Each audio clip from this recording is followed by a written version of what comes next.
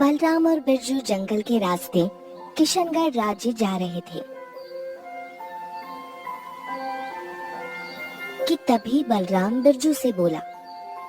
बिरजू भैया, मेरे तो पैर थक चुके हैं, क्यों ना कहीं बैठकर थोड़ा सा आराम कर लिया जाए। अरे नहीं बलराम, ऐसा करने की सोचना भी नहीं। क्या तुम्हें पता नहीं, इन जंगल के पास वो रहस्यमय गुफा भी है। बिरजू भैया, उस गुफा के बारे में सुना तो मैंने भी है। आखिर क्या रहस्य है उस रहस्यमय गुफा का? अब वो सब तो मुझे भी नहीं पता, बस उसके बारे में मैंने कुछ डरावनी अफवाहें ही सुनी है। मैंने सुना है बिरजू भैया कि कुछ महीने पहले किशनगढ़ के महाराज की पत्नी रुक्मणी सैनिकों के साथ जंगल में शिकार करने गई थी, जो उसी गुफा के पास से अचानक ही गायब हो गई। बलराम, सिर्फ महारानी रुक्मणी ही गायब नहीं हुई, बल्कि उनके साथ जितने सैनिक भी थे वो भी गायब हो गए। कहते हैं कि महारानी और उनके सैनिकों को आखिरी बार इस गुफा के पास दिखा गया था।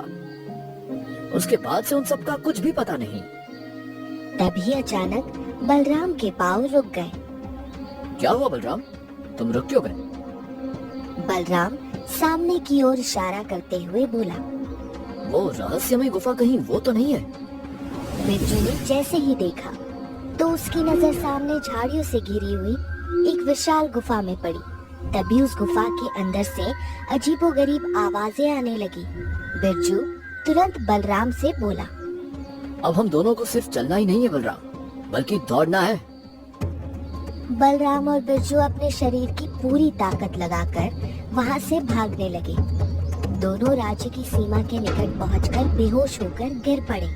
आखिर क्या रहस्य है रहस्यमय गुफा का, ये जानने के लिए आगे बढ़ते हैं। बहुत समय पहले की बात है कि किशनगढ़ राज्य में रतन नाम का एक नटखट युवक रहा करता था। रतन की नटखट और शरारती हरकतों से किशनगढ़ राज्य का हर व्यक्ति चिढ़ता था। एक दिन रतन अपने घर में आया ही था कि तभी उसकी माँ क्रोधित होकर रतन से बोली। रतन, तुम्हारी शरारतें दिन ब दिन बढ़ती जा रही है। ऐसा कोई सा दिन नहीं जाता जब कोई तुम्हारी शिकायत लेकर घर नहीं आता। आप भी कमाल करती है, यही तो खेलने कूदने के दिन होते हैं। तुम्हारा दिमाग खराब हो गया है रतन। अब तुम पूरे 25 वर्ष के हो गए हो। अरे तुम्हारी उम्र के लड़कों की शादियां हो जाती है, मगर तुम्हारी इन्हीं बचकाना हरकतों की वजह से आज तक किशनगढ़ राज्य का कोई भी व्यक्ति अपनी बेटी के लिए तुम्हारा रिश्ता लेकर नहीं आया। शायद मेरे भाग्य में कोई आम लड़की नहीं लिखी होगी माँ, कोई राजकुमारी लिखी होगी। जाओ बाहर, तुम्हारे पिताजी कितने देर से तुम्हारा इंतजार कर रहे हैं।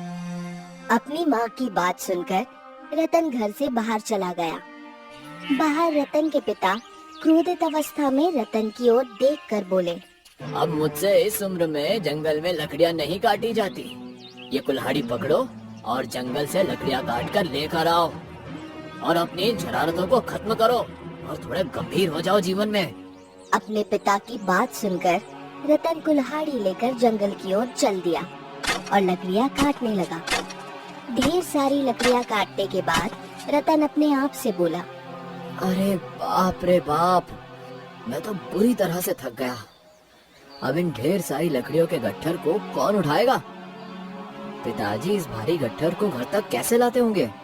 तभी रतन की नजर गांव के मुखिया पर पड़ी, जो कि अपने नौकर से लकड़ियां कटवा रहा था। मुखिया को देखकर रतन मुस्कुराते हुए अपने आप से बोला।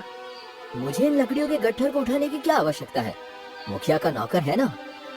इतना बोलकर रतन तेज आवाज में कराहने लगा। रतन की कराहट की आवाज सुनकर मुखिया और उसका नौकर दौड़ते हुए रतन के पास आ गए। क्या हुआ रतन, तुम कराह क्यों रहे हो? क्या तुम्हें चोट लग गई है? क्या बताओ मुखिया जी, पिताजी ने मुझे लकड़ियाँ काट कर लाने को कहा था।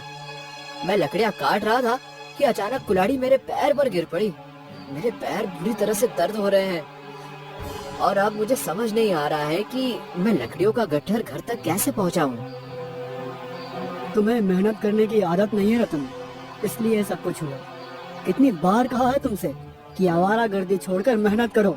खैर छोड़ो, तुम चिंता मत करो, तुम्हारी लकड़ियों का गट्ठर मेरा नौकर घर तक पहुंचा देगा। मुखिया का नौकर रतन की लकड़ियों का गट्ठर उठाकर रतन के घर की ओर चलने लगा। रतन लंगड़ाने का नाटक करते हुए उसके पीछे पीछे चलने लगा। जैसे ही मुखिया का नौकर रतन के घर तक पहुंचा, रतन नौकर से बोला। तुम्हारा काम यहाँ खत्म हुआ। अब ये लकड़ियों का गट्ठर मुझे पकड़ा दो, नहीं तो पिताजी मुझे डांटेंगे। चोट लग गई थी। अरे वो तो मैंने तुम्हें और मुखिया जी को मूर्ख बनाया था, क्योंकि मैं इतना भारी लकड़ियों का गट्ठर यहाँ तक नहीं ला सकता था। ये सुनकर मुखिया का नौकर क्रोधित होते हुए बोला। रतन, मैं तुम्हारी शिकायत मुखिया जी से करूंगा। इतना बोलकर मुखिया का नौकर सीधे मुखिया के पास जाकर सारी घटना बताते हुए बोला। उसने आपसे झूठ बोला मुखिया जी, और उसने हम दोनों को मूर्ख बनाया। रतन की शरारतें दिन ब दिन बढ़ती जा रही हैं। इसका कुछ ना कुछ तो इलाज करना ही पड़ेगा। तुम चिंता मत करो, मेरी एक सैनिक से दोस्ती है। कल वो मुझसे मिलने आने वाला है और कल मैं रतन की शिकायत करके रतन का दिमाग ठिकाने लगवा दूंगा। अगले दिन किशनगढ़ राज्य का सैनिक वीरू अपने दोस्त मुखिया से मिलने के लिए आ गया। मुखिया अपने दोस्त वीरू को सारी घटना बताते हुए बोला। रतन का कुछ इलाज करना पड़ेगा। तुम घबराओ नहीं, मुझे बताओ इस समय रतन कहाँ मिलेगा। अभी उसके होश ठिकाने लगा के आता हूँ। अरे वो कोई काम धंधा तो करता नहीं, दिन भर अमरूद के बगीचे में लेटकर आराम करता रहता है और मुफ्त के अमरूद खाता रहता है। वीरू तुरंत अमरूद के बगीचे में पहुंच गया। रतन एक पेड़ के नीचे बैठा हुआ अमरूद खा रहा था। वाह, कितना स्वादिष्ट अमरूद है। तभी वीरू रतन की ओर देखकर बोला। जितना स्वाद चखना है चख लो, उसके बाद तुम कुछ दिनों तक किसी भी फल का स्वाद नहीं चख पाओगे। रतन सैनिक की ओर देखकर हंसता हुआ बोला। शक्ल से तो तुम मूर्ख दिखाई देते हो, लेकिन कपड़े तो तुमने बिल्कुल सैनिकों जैसे पहन रखे हैं। ये सुनकर वीरू बुरी तरह से क्रोधित हो उठा और अपनी तलवार निकालते हुए रतन से बोला। अब अगर एक भी शब्द तुमने कहा तो तुम्हारी गर्दन तुम्हारे धड़ से अलग कर दूंगा। वीरू ने इतना कहा ही था कि तभी रतन ने फुर्ती दिखाकर सैनिक की तलवार छीन ली। ये देखकर वीरू बुरी तरह से तिलमिलाकर बोला। मेरी तलवार मुझे वापस करो। तुम्हें किस मूर्ख ने सैनिक बना दिया? तुमसे अपनी तलवार भी पकड़ी नहीं जाती।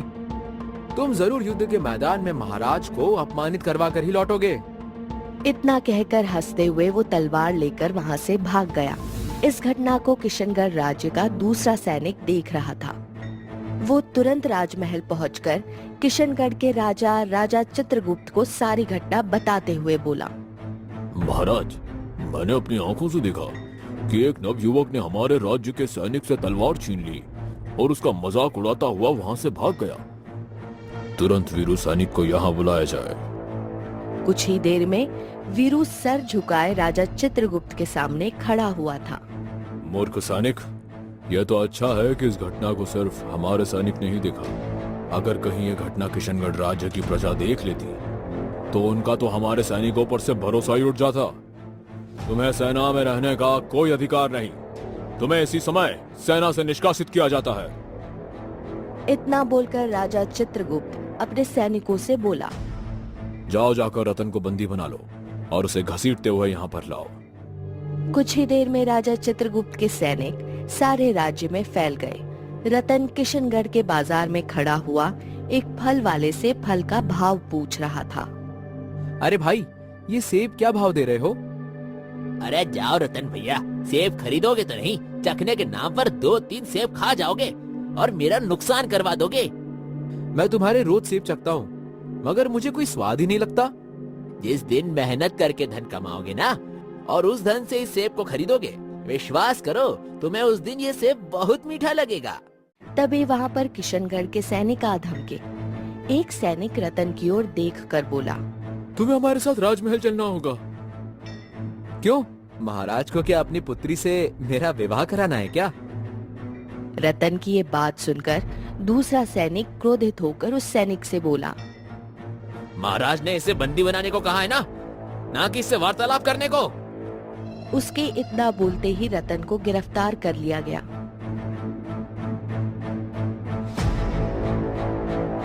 कुछ ही देर में रतन राजा चित्रगुप्त के सामने महल के अंदर खड़ा हुआ था। तभी रतन की नजर राजा चित्रगुप्त के बगल में बैठी हुई उनकी पुत्री राजकुमारी नीलम पर पड़ी। राजकुमारी नीलम को देखकर रतन अपने आप से बोला।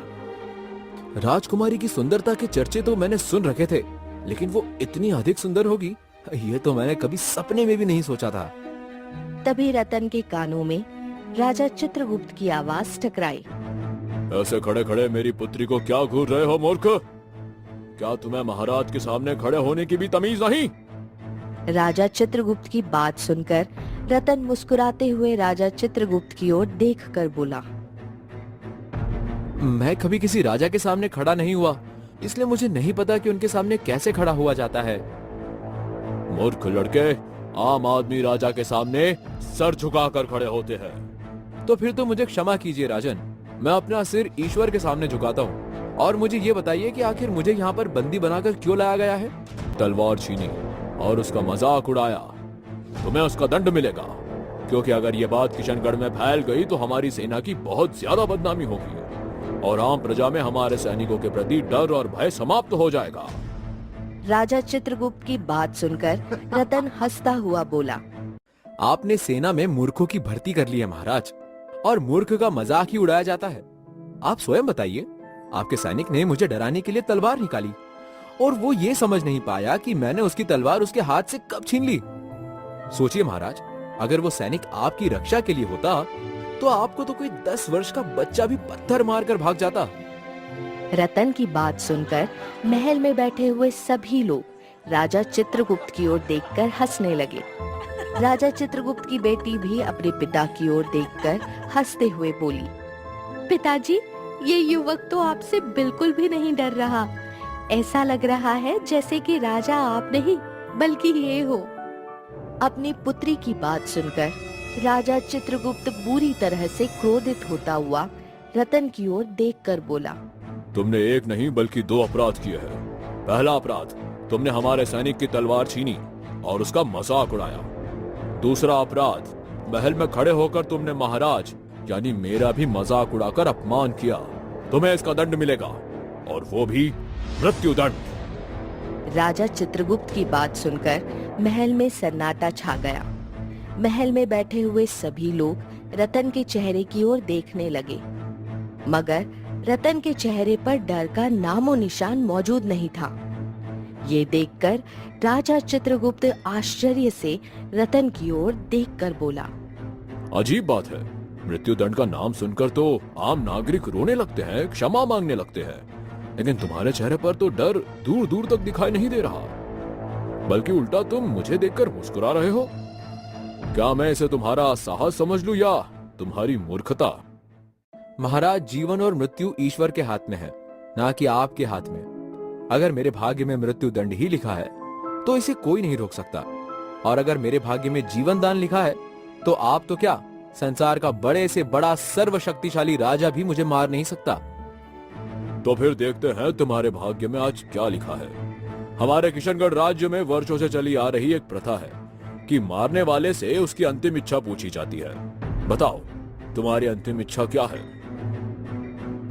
राजा चित्रगुप्त की बात सुनकर रतन राजकुमारी नीलम की ओर देखकर मुस्कुराता हुआ बोला, महाराज, मेरी आखिरी इच्छा है कि मृत्यु दंड देने से पहले मेरा विवाह राजकुमारी नीलम से कराया जाए। ये सुनकर राजा चित्रगुप्त तिलमिलाता हुआ बोला, तुम्हारी हिम्मत कैसे हुई मेरे ही सामने मेरे पुत्री के साथ विवाह करने की बात करने की? तुम्हारी आखिरी इच्छा पूरी नहीं की जा सकती, इसके बदले तुम कुछ और मांग सकते हो।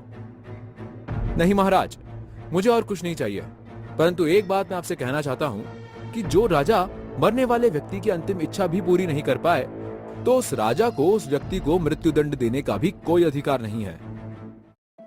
रतन की बात सुनकर महल में बैठे हुए एक साधु, जो कि महल के राजगुरु थे, राजा चित्रगुप्त की ओर देखकर बोले, वो लड़का सही कह रहा है महाराज।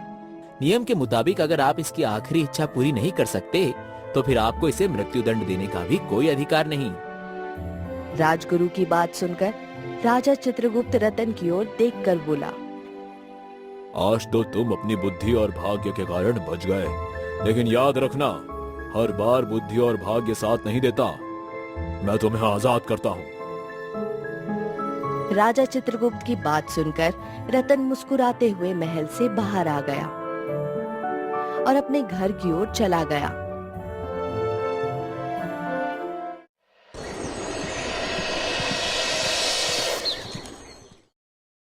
और राजकुमारी नीलम के ख्यालों में खो गया।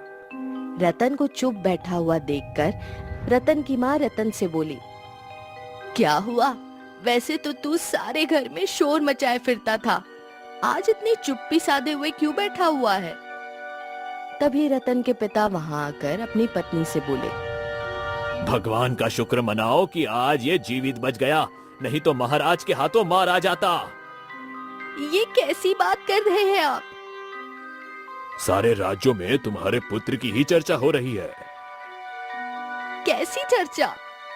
यही कि इसने किस तरह से महल में महाराज को अपमानित किया और कितनी बेशर्मी से महाराज से उनकी पुत्री का ही हाथ मांगा, जबकि इसे महाराज से क्षमा मांगनी चाहिए थी। अपने पिता की बात सुनकर रतन अपने पिता की ओर देखकर बोला, जिसे आप बेशर्मी कह रहे हैं पिताजी, उसे निडरता और बहादुरी कहते हैं। रहा सवाल क्षमा मांगने का, तो जब मैंने कोई गलती की ही नहीं तो क्षमा किस बात की मांगता? तुम्हें महाराज से उनकी पुत्री से विवाह की बात करने की क्या आवश्यकता थी? क्या तुम्हें अपने और उनके बीच का अंतर नहीं मालूम? अरे वो किशनगढ़ राज्य के राजा हैं और तुम एक मामूली कामचोर व्यक्ति जो अपने माता पिता को मेहनत करके 2 वक्त की रोटी भी नहीं खिला सकता। अरे तुमसे तो कोई आम लड़की भी विवाह नहीं करेगी और तुम राजकुमारी के साथ विवाह करने के सपने देखने लगे। अपने पिता की बात सुनकर रतन बुरी तरह से क्रोधित होकर बोला, सपने देखना कोई बुरी बात नहीं है पिताजी। हाँ, सपना देखकर अपने सपने को पूरा ना करना बुरी बात है। अब मैं इस घर में तभी कदम रखूंगा जब मैं राजकुमारी नीलम से विवाह कर लूंगा। इतना बोलकर रतन अपने घर से बाहर की ओर निकल गया। रतन अपने घर से बाहर निकलकर कुछ दिन ऐसे ही घूमता रहा। एक दिन वो थक हार कर चुपचाप एक बगीचे में बैठकर गहरी सोच में गुम हो गया कि तभी उसके कानों में एक स्त्री की आवाज टकराई, तुम यहाँ बैठे हो और मैं तुम्हें पागलों की तरह हर जगह तलाशती फिर रही हूँ। रतन ने जैसे ही पलटकर देखा तो उसके सामने एक सुंदर स्त्री जो कि राजसीय वस्त्र पहनी हुई थी, उसे देखकर मुस्कुरा रही थी। कौन है आप? मैं राजकुमारी नीलम की दासी हूँ। राजकुमारी ने आपके नाम एक संदेश भिजवाया है। कैसा संदेश? चलो मेरे साथ। सुंदर स्त्री रतन को बगीचे के सबसे घने वृक्ष के पास ले गई, जहाँ राजकुमारी नीलम बैठी हुई थी। राजकुमारी नीलम को देखकर रतन बुरी तरह से चौंकता हुआ बोला, ये तो राजकुमारी नीलम है। इनका इस तरह से सरेआम यहाँ पर बैठना खतरे से खाली नहीं है। तभी राजकुमारी नीलम रतन से बोली, चिंता मत करो, मैं सैनिकों के साथ यहाँ पर आई हूँ। कुछ देर के लिए मैंने अपने सैनिक यहाँ से हटा दिए हैं। मैं सिर्फ तुमसे मिलने के लिए यहाँ पर आई हूँ। मैं आपकी बात का मतलब नहीं समझा। तुम्हारी बहादुरी और निडरता ने मेरा दिल जीत लिया है रतन। मैं तुमसे प्रेम करने लगी हूँ। मैं तुमसे सिर्फ यही कहना चाहती हूँ कि अगर मैं विवाह करूँगी तो सिर्फ तुमसे करूँगी। इतना बोलकर राजकुमारी अपने दासी के साथ वहाँ से चली गई और रतन गंभीर होकर अपने आप से बोला, लेकिन महाराज राजकुमारी का विवाह मुझ जैसे साधारण व्यक्ति से क्यों करेंगे? राजकुमारी नीलम से विवाह करने के लिए मुझे या तो किसी राज्य का राजा बनना होगा या फिर बहुत अधिक धनवान बनना होगा, लेकिन कैसे?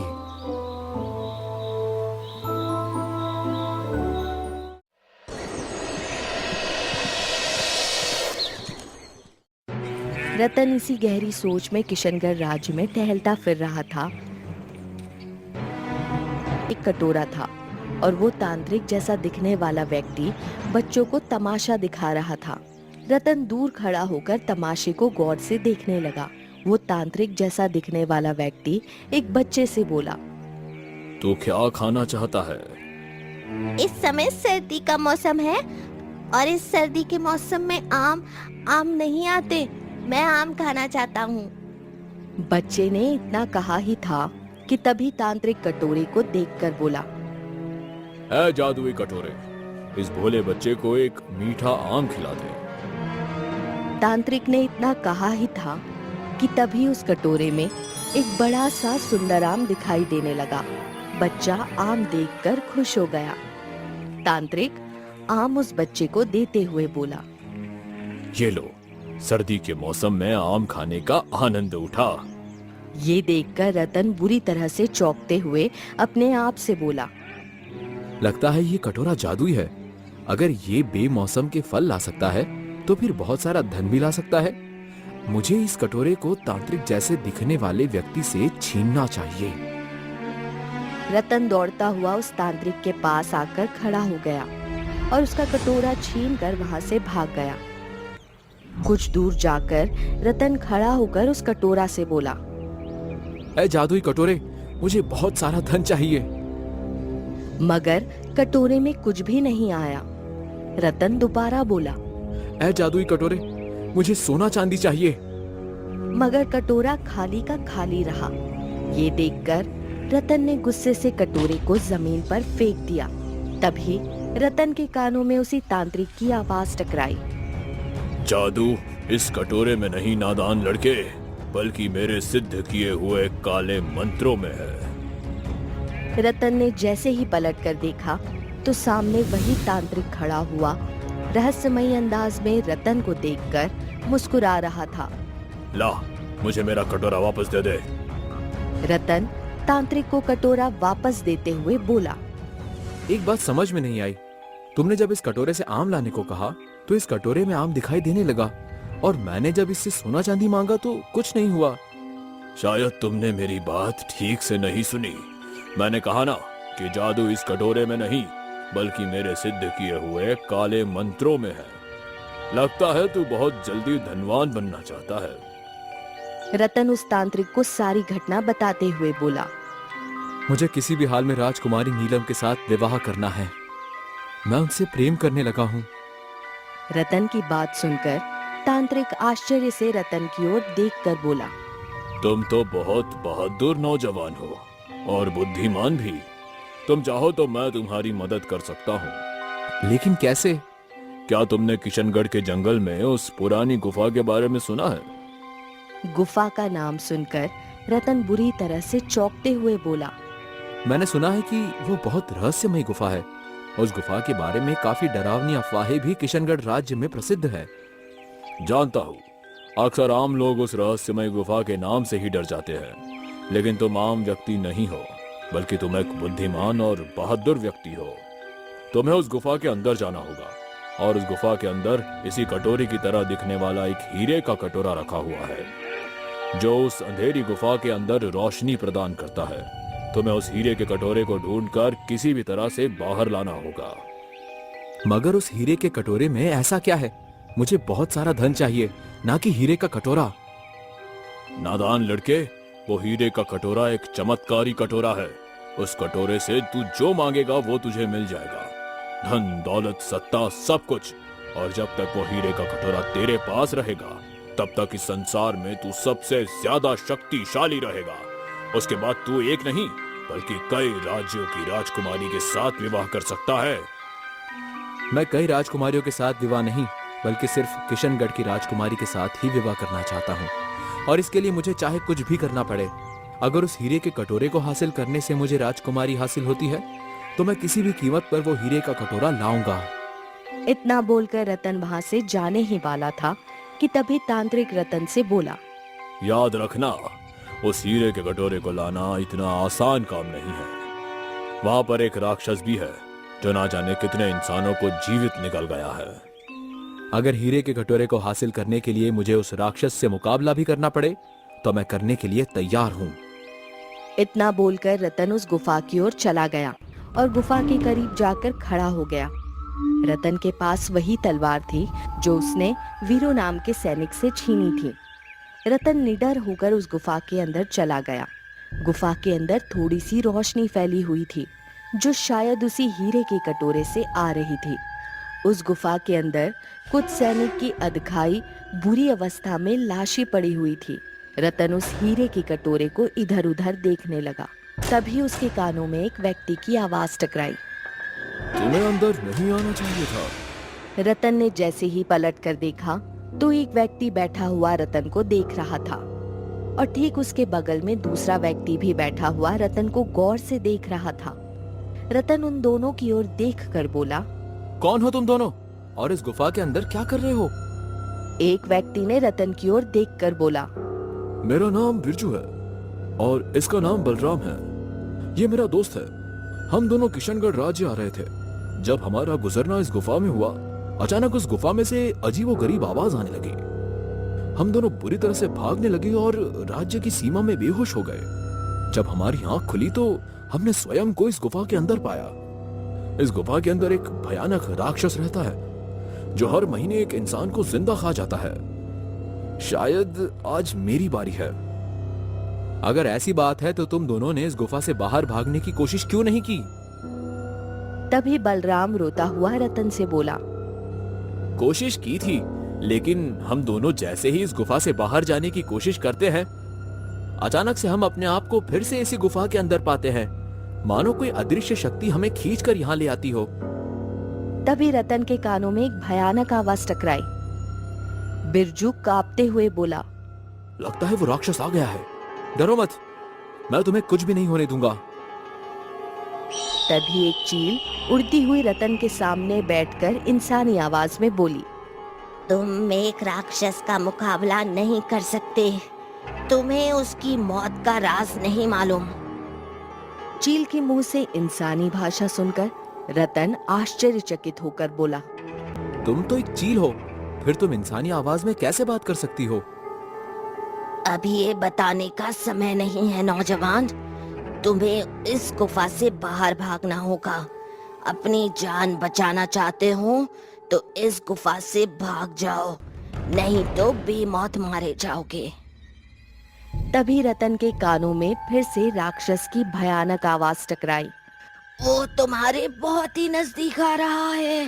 तुम शायद नहीं जानते कि उस राक्षस को वही मार सकता है जो मन का सच्चा हो और जो किसी से नहीं डरता हो, जो सैनिक भी ना हो मगर उसके पास सैनिक की तलवार हो। ये बात सिर्फ चंद लोग ही जानते हैं। तभी बिरजू चीखते हुए बोला, वो तुम्हारे ठीक पीछे है। रतन ने जैसे ही पलटकर देखा तो एक भयानक दिखने वाला मानव, जिसका आधा चेहरा जला हुआ था, उसे अपनी लाल आंखों से घूर रहा था। रतन ने तुरंत अपनी तलवार निकालकर उसके सीने में गाड़ दी। वो राक्षस एक भयंकर चीख के साथ वहीं ढेर होकर गिर गया। राक्षस के ढेर होते ही अचानक रंग बिरंगी किरणों के साथ वो चील सुंदर महिला में परिवर्तित हो गई। उस सुंदर महिला को देखकर रतन बुरी तरह से चौंकते हुए बोला, आप तो किशनगढ़ राज्य की महारानी रुक्मणी हैं। तुमने सही पहचाना। मैंने इस राक्षस की मौत का राज अपने महल के राजगुरु से सुना था। तभी रतन की नजर जमीन पर पड़े हुए एक छोटे से हीरे के कटोरे पर पड़ी। रतन ने तुरंत हीरे के कटोरे को उठा लिया और सबकी ओर देखकर बोला, राक्षस का अंत हो चुका है, अब तुम सब बाहर आ सकते हो। इतना बोलकर रतन गुफा से बाहर आ गया। रतन के पीछे पीछे महारानी रुक्मणी, बिरजू और बलराम भी बाहर आ गए। तभी अचानक सब ओर रोशनी फैल गई। अचानक उस रोशनी में से वही तांत्रिक निकलकर बाहर आकर मंत्र पढ़ने लगा। अचानक रतन के हाथ में से हीरे का कटोरा गायब होकर उसी तांत्रिक के हाथ में पहुंच गया। तांत्रिक हंसते हुए रतन की ओर देखकर बोला, तुम वाकई बहुत ही बहादुर नौजवान हो। मैं वर्षों से उस राक्षस को खत्म करने की योजना बना रहा था ताकि मैं इस गुफा के अंदर इस हीरे के कटोरे को हासिल करके सबसे ज्यादा शक्तिशाली बन सकूं। जब तुमने मुझे बताया कि तुमने किशनगढ़ राज्य के सैनिक की तलवार छीनी है तो मैं समझ गया कि तुम ही राक्षस का अंत कर सकते हो। लेकिन एक बात मैं तुम्हें बताना भूल गया कि तुम बहुत बड़े मूर्ख भी हो जो मेरी बातों में आ गए। तभी महारानी रुक्मणी रतन की ओर देखकर बोली, इस तांत्रिक ने मुझे और मेरे सैनिकों को अपने जादू की शक्ति से इस गुफा के अंदर धकेल दिया था और इसने मुझे एक चील में परिवर्तित कर दिया था। उस गुफा के अंदर उस राक्षस ने सारे सैनिकों को मारकर खा लिया। रतन तांत्रिक की ओर देखकर बोला, लेकिन तुम ऐसा क्यों कर रहे थे? बरसों पहले उस राक्षस को एक साधु ने अपनी मंत्र शक्ति से गुफा के अंदर कैद कर दिया था। मैं उस राक्षस का मुकाबला नहीं कर सकता था। मैं जानता था कि अगर राक्षस को 1 महीने के अंदर अंदर उसे उसकी इंसानी खुराक नहीं मिली तो वो जादुई हीरे के कटोरे को भी खा जाएगा।